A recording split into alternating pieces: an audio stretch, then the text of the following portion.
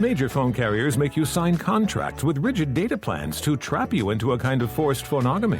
Sounds pretty insecure if you ask me. At Consumer Cellular, we believe in a more consensual and healthy form of phonogamy, free of contracts and more flexible to your data needs. This way, you stick around not because we force you to with contracts and fees, but because you love our phone plans. Like ardently love our phone plans. Phonogamously. Consumer Cellular. When freedom calls, we're here to answer. Call us at 1-888-FREEDOM.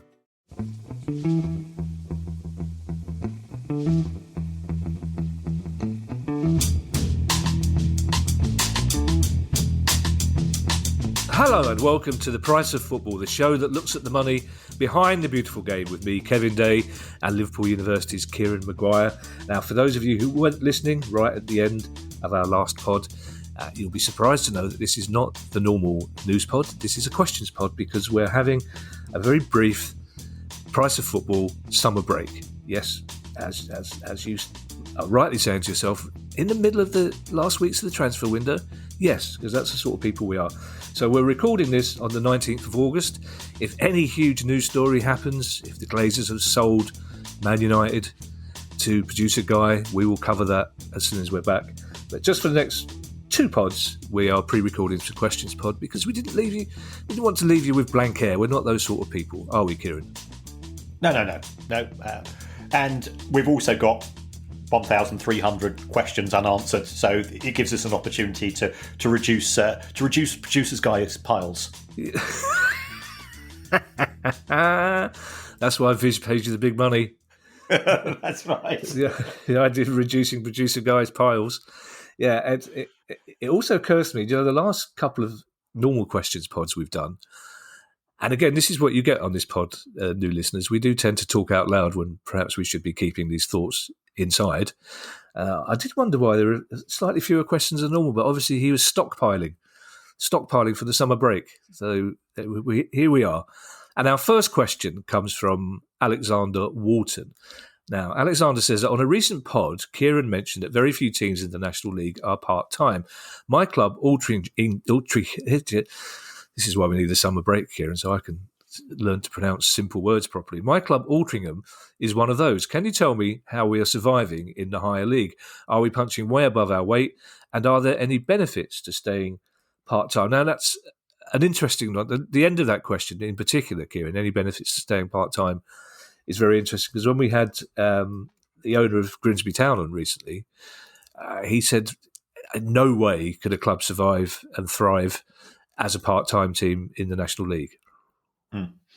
Yeah. I mean, and Jason's just written a really good article in the Guardian in the last few days as well, which is I'd recommend anybody check that out. Jay. As far as Alty are concerned, and I used to live in Hale, which is part next to Altrincham, and I used to walk to Altrincham's ground and watch them play. And it was a great place, just for non-league football. They are doing extremely well from a financial point of view. If we take a look at the National League as a whole, for the last year, I've got full figures that they were losing overall £300,000 a week in the National League, and that was pre-COVID, and that was partly a function of clubs being full-time. They've got those non-stop costs, and they've not got the TV revenues. They've not got the commercial income that you get from being in the EFL. And I think this is part of a much broader issue of, have we now reached a point in time where the National League has been acknowledged as the unofficial Division 5 of English football for many, many years? Should we make it slightly more formal and make the transition that much easier by having 3 up, 3 down? I know that's something the National League themselves are very keen on. Equally, you can understand the reticence from clubs in the EFL for going down that particular route.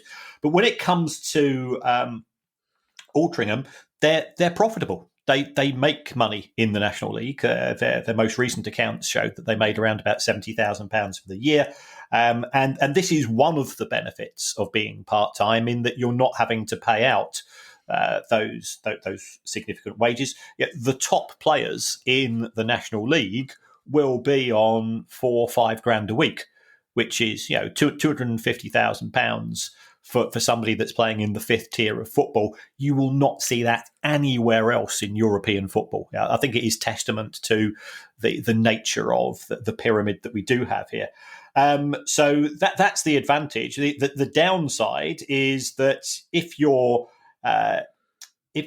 paying people on a part-time basis, they're training on a part-time basis. So there will be consequences in terms of potential benchmarking against the physical fitness of other clubs. And if you're paying people on a part-time basis, then there's always a chance that somebody will come in from another club in the National League and say, well, yeah, they're paying you for 2 days a week. We can pay you for 7 days a week, a higher amount of money. So there is there is the risk of losing players again, in that same division. So it's no difference in many ways to other divisions. There are bigger fish and there are smaller fish in all tiers of football, and money counts. In the year that I was looking at, which was 2018-19, that was the year in which the biggest losers in the National League from a financial point of view were Salford City, who were promoted to the EFL. So money counts in the National League just as it does elsewhere. I think for a club, Jason's comments was survive and thrive. To get into the playoffs, to get promoted, if you're a part-time team, is very, very challenging indeed. It's interesting, Kieran. We talk about it being the unofficial fifth division, and yet it seems the PFA don't see it that way. There's been a very interesting discussion amongst some of our listeners on social media recently, which I always enjoy watching our listeners discuss things with each other. And it seems, I didn't notice, teams in that league are not eligible to join the PFA, which surprised me because they are full-time professional players. Yeah, if that is the case, that because you would have thought that they would be members. I'll chase up the PFA and perhaps see if we can get a response from them in respect of that. Well, yeah, I'd be interested if you we're would on good terms. Yeah, I know you are. That'd be interesting if you would do that, Kieran, because that's certainly the people having the discussion are reliable people, I can guess. But I was surprised to learn that. Secondly, Kieran, is there a part of Greater Manchester you haven't lived in? Well, I was lived in Manchester for 40 years. So, I was a student and then I was, renting accommodation, and you just go from one 6-month contract to another. I've done Whalley Range, I've done Moss Side, I've done Didsbury, both east and west, Withington. Lots of places in Manchester. Manchester's a fantastic city. It doesn't matter where you're living there. It's the fact that I adopted it for 40 years it's down to the sport and music and culture and food. It's just an amazing place. Yeah, I think at least 3 of the places you just mentioned are Smith's B-sides, aren't they, as well? It's just occurred to me, Kieran, you lived in Manchester for 40 years and you were renting. It's quite possible that a young producer guy was your landlord. Very probably. We know how much of that the Northwest he owns. It's like a monopoly board up there. Ben Gardner has our next question. Ben Gardner says, and this is a very interesting question, I was wondering what happens when an EFL club who is already under restrictions for breaking profit and sustainability rules, FFP as most of us call it, if that club gets relegated, what happens? If the club is sticking to EFL rules, such as transfer embargoes, wage limits, would they still face potential future punishments for continuing to exceed the loss limits because of the reduced revenues they receive in the lower league? Or would the EFL take a common sense approach and refrain from punishing a club as long as it has been seeing to do all it could to minimise those losses? So basically, a team's in breach of FFP gets relegated, which makes it worse because revenues go down, but they're trying to take a sensible approach, but they're still in breach. Do the EFL punish them or take that common sense approach? Well, I think it's fair to the EFL. They take a single jeopardy viewpoint. If a club is accused of some form of financial misconduct in relation to profitability and sustainability rules in the Championship, or the wage cap rules in Leagues 1 and 2, there will be a set tariff of punishment. And what tends to happen when clubs are relegated is, first of all, we've got relegation clauses embedded into contracts. What we also see, especially in League One and Two, is that the vast majority of players are on 1 and 2 year contracts. So if you get relegated, you're probably going to lose at least a third of your players. And therefore, you should be able to recruit players in the division down below on far lower wages. So you still have to take the existing punishment. So you might have been set a budget, you might have been set limits. If we take a look at what's happened with Derby County, they were given sanctions for what had happened to them in the Championship. When they moved to League One, the new owners were given effectively a new set of rules because the takeover took place over the course of the summer, which were independent. So they're not being punished twice. And the new rules, which I think are some form of wage cap in League One, are there to protect the club. And I think the club has acted in a very sensible manner to date anyway. But it's not going to try to it's not going to try to compound an original felony. Okay. Our next question comes from Craig Seddon. Hello, Craig. Craig says third-party ownership is technically banned, but the rules seem a bit grey to someone who is not a member of the silver-tongued fraternity. To me, it implies that the rules only cover direct ownership. If a fan was wealthy enough, could they pay for an incoming player's transfer fee and put a contract in place with the club to stipulate they want their money back and a 30% sell-on fee when the player is sold, or would that constitute third-party ownership? I think this is an intriguing one, and can I just say, as somebody that is colourblind, grey and silver are the same, by the way. So there's no difference. I did have a conversation about Manchester United on Saturday until the Baroness sort of patiently pointed out to me that their new away kit apparently is lime green, but it's yellow to us colourblind folks. Oh. So I was going, but they're just as big. Yellow is appropriate for them. A bunch of bloody cowards. The captain's not prepared to come out and talk to the media after that defeat. He sends somebody else out to do his work, and she goes, Kieran, it's the wrong colour. So that sort of that popped my balloon. Well, don't forget, she was slightly grumpy that you'd spent the whole of your wedding anniversary talking about the Glazers to various media around the world.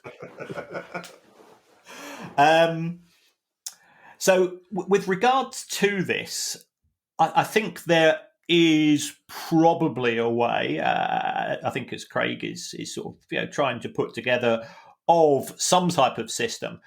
So this could be this. So let's say that Club A buy a player from Club B for $5 million. They don't have the cash to do that. So they say, we're going to put effectively down a zero deposit ourselves. We're going to borrow money from the club owner or a third party. Now, borrowing money is allowed. Then under the terms of the loan, the loan interest could have some covenants in it, such as if the instalments are finished early, and if the player is sold, then under normal circumstances, certainly. I was talking to a chief executive of a club last week, and he was. I think we had one of the questions from another listener, and he was saying in transfers between two English clubs, if there are outstanding instalments and the player is then sold, then those outstanding instalments must be settled when the player is sold. If it's between an English club and a non-English club, it gets very messy. But what could happen here is we buy a player for $5 million, we borrow from the club owner $5 million in order to do that, and there are instalments due back to the club owner. If the player is then sold, then the club owner can put through a financial penalty, which would be this effectively a share of the profits. Whether that constitutes third-party ownership, I don't think it would. We'd have to speak to one of our legal friends here. But I think the issue that Craig raises is an intriguing one, because certainly there is a mindset at some clubs, and it is very much the minority. I think as listeners know, we're not cynics on this show, but I think people can become cynical because there's lots of disappointing news stories that are covered. That they tend to outnumber the good ones at times. The vast majority of people that we both speak to in the game are good people with a love of football who want the best for the game, and that really does come through. And for every Steve Dale, there are people like Andy Holt or Jason at Grimsby, or Liam and Clive at Lincoln, who quite happily give up their time to have a chat, to put us right on things, and a genuine love for the game. So it's something which could result in a creative way of trying to get third party ownership. I think what would have to be absolutely essential is that it would be the club selling the player rather than the owner selling the player, the third party owner. And if you could prove that there was a separation, then I think you might get away with it.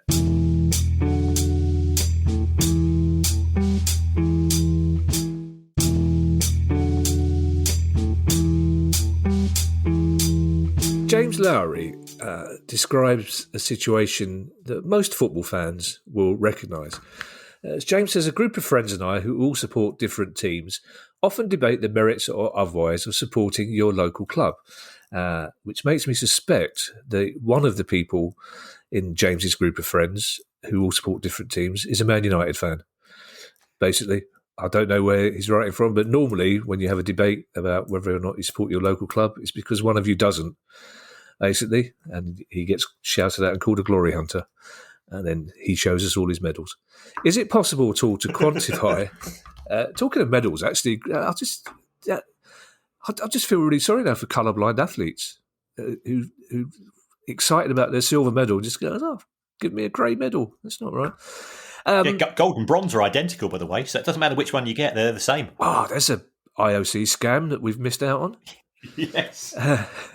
Let's start James's question again so we get the full glory of it. A group of friends and I who all support different teams, one of whom is Man United, often debate the merits or otherwise of supporting local. Is it possible to quantify whether, as most of us assert, that local fans who buy match tickets most weeks are more valuable to clubs in terms of revenue, or, as one of us suggests, is a better revenue stream for clubs to pursue increasing their global appeal to attract more overseas TV viewers and merchandise buyers, etc.? Could we reach a point where TV deals around the globe are so valuable that it matters little to clubs how many supporters come through the turnstiles? This is a concern for a lot of fans. I suppose as you're scanning your electronic ticket going through the turnstile doesn't know whether you're a local fan or not, does it?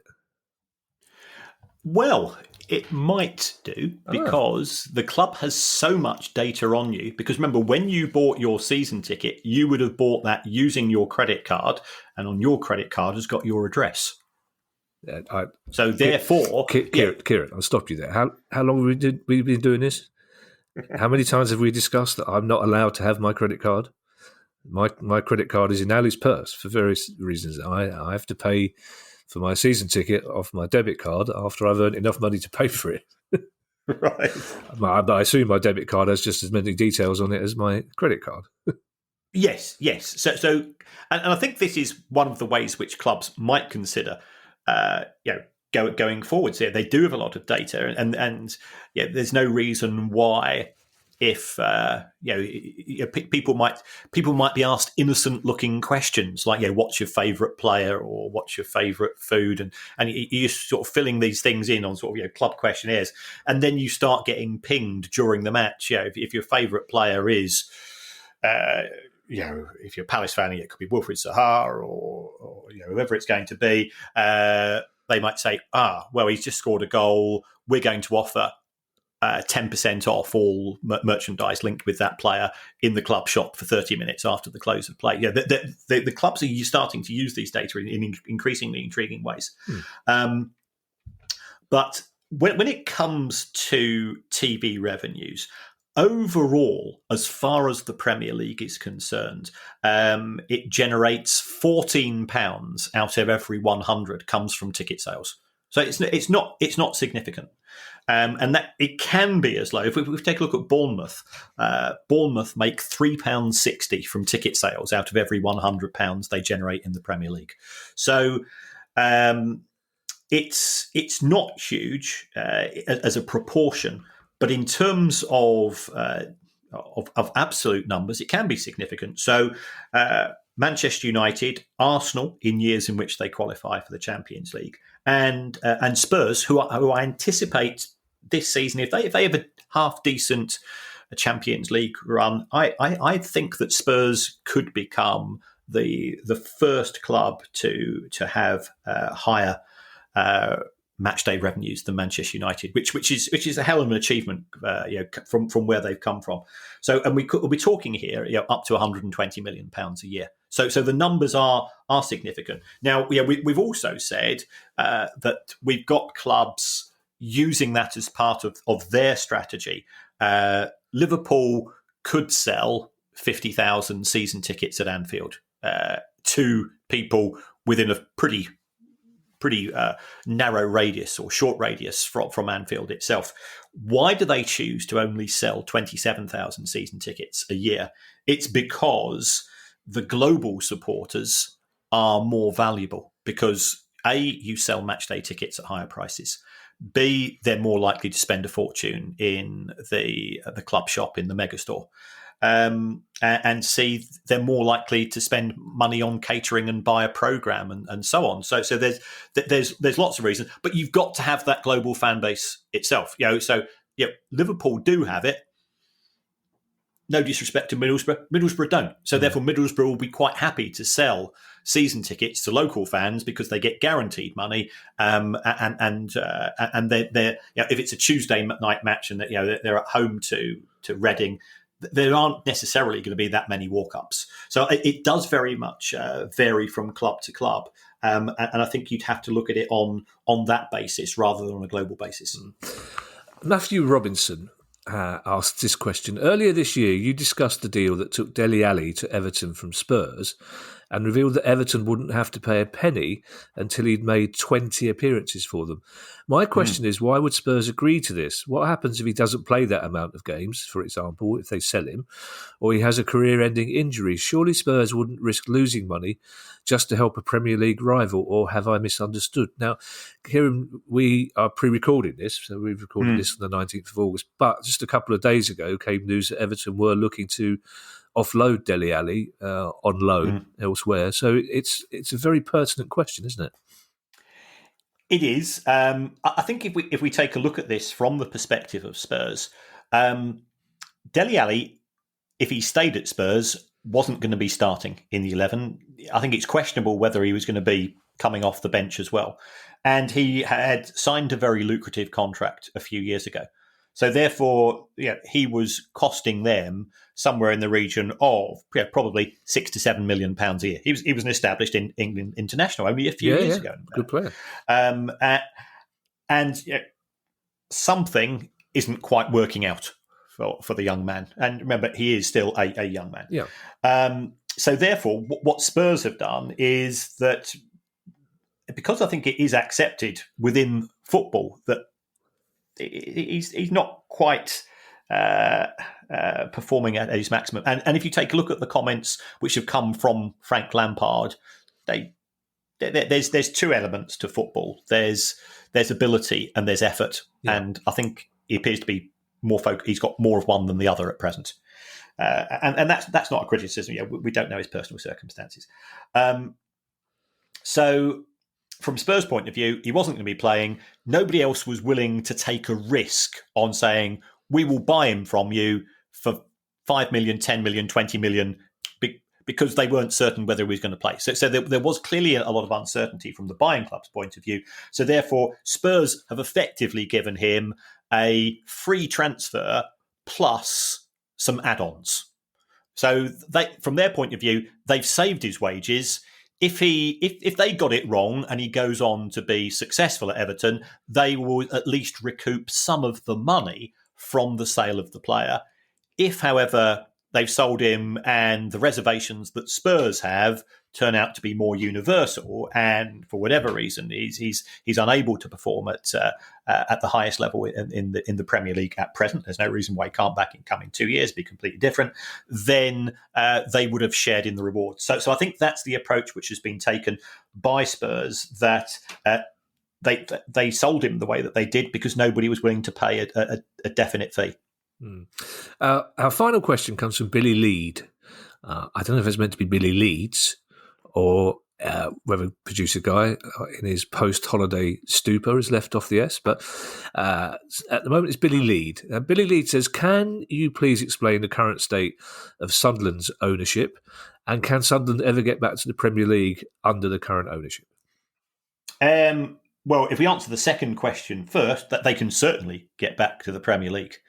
I think the club is now under the control of Kirill Louis-Dreyfus. I think there has been a lot of dissent within the Sunderland fan base with regards to what was perceived as a takeover, a year, 18 months ago, whenever it was, when Kirill Louis-Dreyfus first became involved, because the perception at the time was that that Donald and Methven, who I think had contributed either probably unknowingly, into Sunderland becoming a bit of a laughing stock. Because if anybody watched Sunderland Till I Die, it was great viewing, and everybody that enjoyed watching that programme from 91 other clubs was thinking, Jesus Christ, I'm just so glad they're not at my club. Yeah. And that was part of the charm, and there was a complete lack of self-awareness from those two individuals, which contributed towards the car crash that was the show, and also, could be said to contributed towards the club's lack of progress in terms on the pitch. So they do now have an individual who has a majority stake, and we've been talking. I think recently we spoke about anybody interested in investing in Manchester United would want a majority stake, because that gives you the ability to make decisions at senior level. And if you can make decisions at the top of a club, that sets the culture, and that ideally flows through into all aspects of the club. I'm not going to call out Donald and Methven as massive wrong-uns. I do think they were I can politely say I think some of their decisions were massively misguided, and their motives were rambling and questionable at times. But they're not on our wrong-uns list when we do our live shows. And remember, we're coming to Plymouth at the end of September. Mm-hmm. But they do now have an ownership structure in which decisions can be made by an individual. That can ideally set the tone at board level, and then that can flow through into the club in terms of strategic decision making and operational activities on the pitch. It's not entirely a vote of confidence, is it, Kieran? Not massive wrong-uns. Kieran Maguire. I mean, you wouldn't put it on your poster for an Edinburgh show, would you, basically? We do have one last contribution, actually. It's not a question, but Quentin Solden, who's a regular contributor, has suggested some alternative presenters for you, Kieran. Yes. I particularly like Colleen Rooney and Rebecca Vardy. That I would definitely listen to that one. Mark Goldberg and Mel Morris would be a good one. But my favourite is Frank de Boer and Steve McLaren. Because just trying to work out which one of them is actually Dutch from that would be fantastic. Thank you to everyone who's donated to the pod via our Patreon page. If you would like to make a small monthly contribution to the pod as well, that would be very kind of you. Please go to patreon.com/Price of Football. If you have a question you'd like answered on the show, email us at questions@priceoffootball.com. We will be back again on Monday with a questions pod. And then again on Thursday with another questions pod, because we are in the middle of our summer break. In the meantime, I will hand you over to Mr. Kieran Maguire for his customary farewell. Well, as always, folks, thanks very much for the support for the show from all the different ways, and for keeping us on our toes. We get emails, direct messages on social media. We get held to account on Twitter, and that's good. Yeah, we openly admit when we get things wrong. So Patreon is one way of supporting the show, and thank you very much for all our Patreon supporters.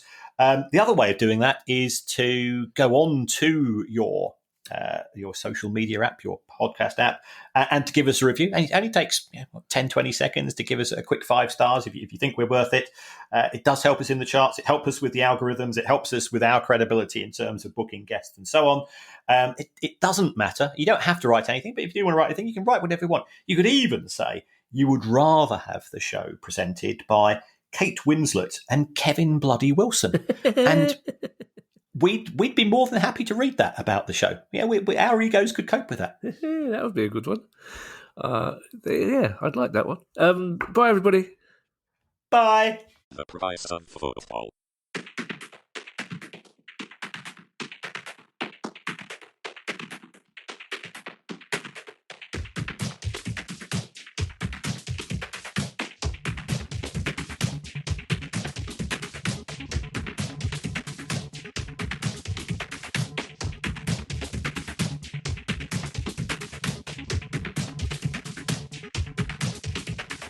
The price of football.